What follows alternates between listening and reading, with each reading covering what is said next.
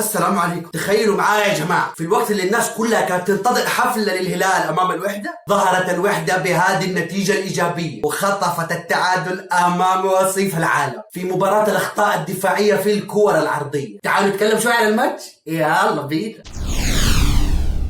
في البداية الهلال بدأ المباراة بغيابات بالجملة: ماريكا وجانج وسالم وكنو والمعيوف وسعود عبد الحميد، منهم للإصابات ومنهم للراحة ومنهم للمداورة في الفريق. وهذا أول خطأ ارتكبه مدرب الهلال دياز في قراءته للمباراة. المفترض أنك تبدأ بكامل فريقك المتاح والغير مصاب وتضمن نتيجة المباراة وبعدها تخرجهم تريحهم يسيد الناس، ولكن رغم الغيابات برضو بدأ الهلال المباراة بقوة وسجل الهدف الأول في الدقيقة الثانية عن طريق ميشيل وبعد أعطاها واحدة سي. ولكن الوحدة ما استسلم تماما، لا، رجع وسجل هدف التعادل في الشوط الأول ولعب مباراة ممتازة جدا أمام وصيف العالم. لعب بتحفظ ممتاز واحترم الهلال تماما وحاول اللعب على أخطاء المدافعين، والمباراة الصراحة مليانة بأخطاء المدافعين. وفي الشوط الثاني الوضع ما اختلف كثير، هجمة هنا وهجمة هناك، كل كورة تنقطع من هجوم الهلال تحس بخطورة هجوم الوحدة. الطريقة اللي اعتمد عليها الوحدة هي الكورة الطويلة يا سيدي لضرب دفاع الهلال المتقدم، ونجح في أغلب الأوقات وتقدم إيجالو وبعدها رجع عدل الوحدة بدقائق إلى أن تقدم الهلال في الدقيقة 93 عن طريق سعود عبد الحميد. بعيدا عن مدافع الوحدة في هذه اللقطة اللي إلى الآن ما حد عارف إيش كان بيسوي مدافع الوحدة. كابتن الكرة اتلعبت يا كابتن، كابتن الكرة خطيرة يا كابتن، كابتن بلعت جول يا كابتن. الناس بعدها حسبت إن المباراة انتهت والهلال في طريقه إلى 3 نقاط يا سيدي، ولكن برضه من كورة عرضية وتغطية سيئة من دفاع الهلال تعادل الوحدة في الوقت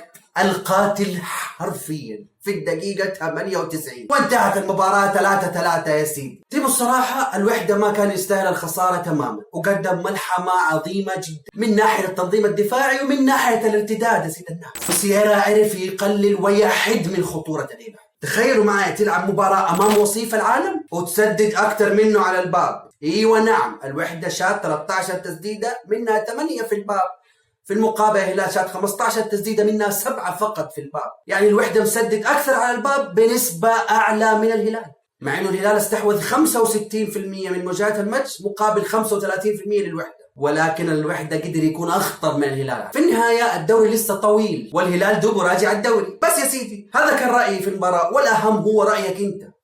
لو عجبتك الحلقة اشترك في القناة. دمتم سالمين.